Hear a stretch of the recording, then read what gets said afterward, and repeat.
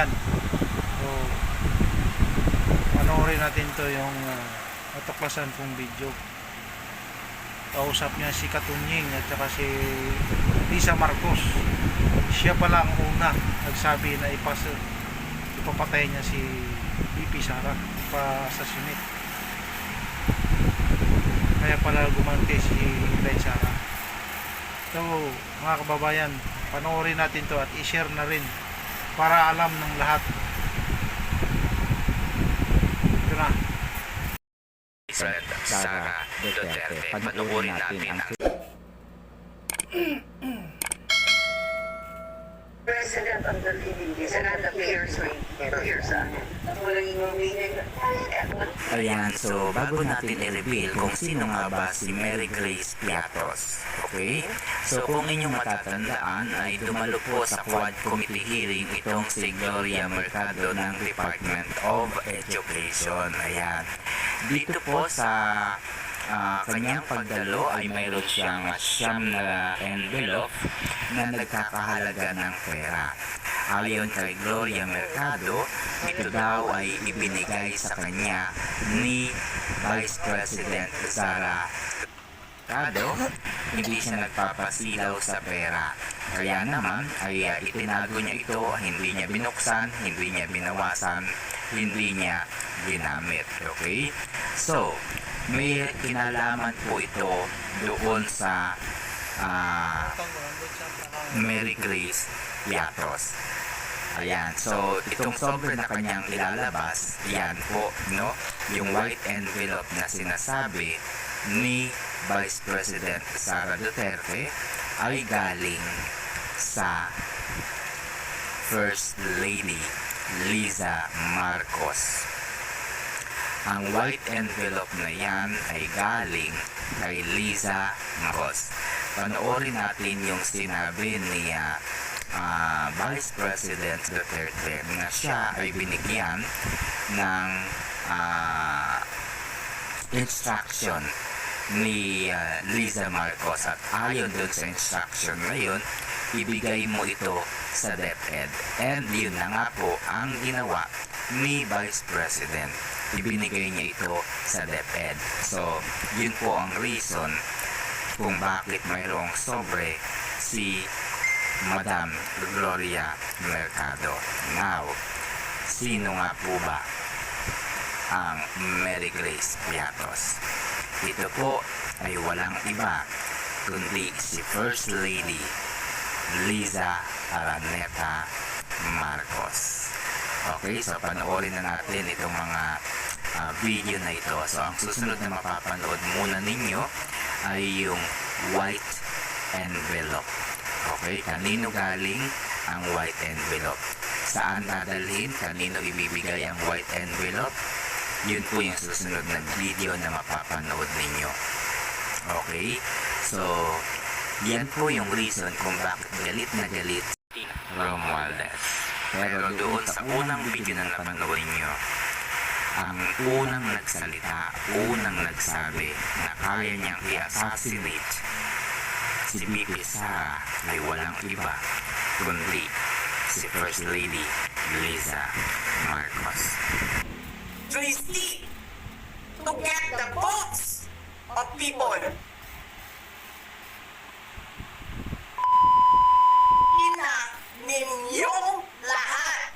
Martin Romualdez, Lisa Marcos, Bongbong Marcos.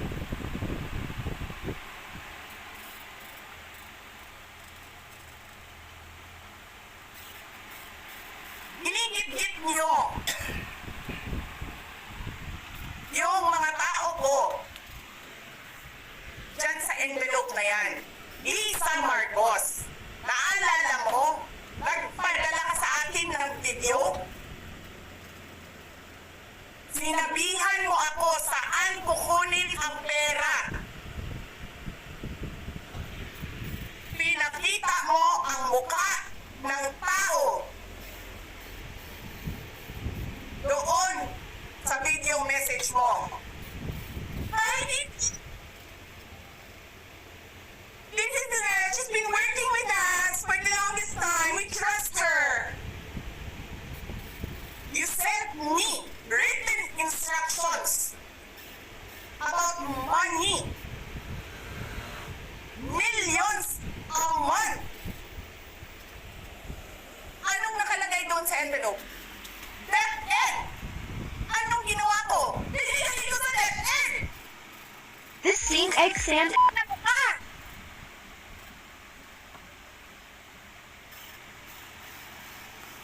Wala ka nga posisyon sa gobyerno, namimigay ka ng pera ng gobyerno eh.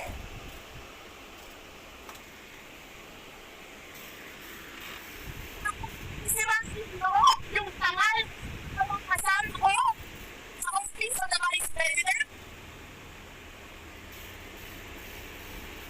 Sasabihin niyo sa mga tao, nakaw yan, confidential funds yan. Niwala nga kayo isang proof na confidential funds yan. Naniwala lang kayo sa isang babae na ang pangalan ay Gloria Mercado na nagsabi confidential funds yan, na hindi niyo nga nilabas na wala pang confidential funds, meron ng white envelope. Kasi 2022 pa lang, ang ina mo ka, may utos na ng pera sa DepEd. Tapos kami yung nagsisinungaling. Nagpipigil ako eh. Kasi gusto ko lang magtrabaho. Gusto ko lang tapusin yun na yung ang show ninyo dyan sa House of Representatives para makabalik na kami sa trabaho namin. Sa edad ninyong yan after sure about the 16 million that the Vice President mentioned. Please respond with respect to the 16 million. 1660.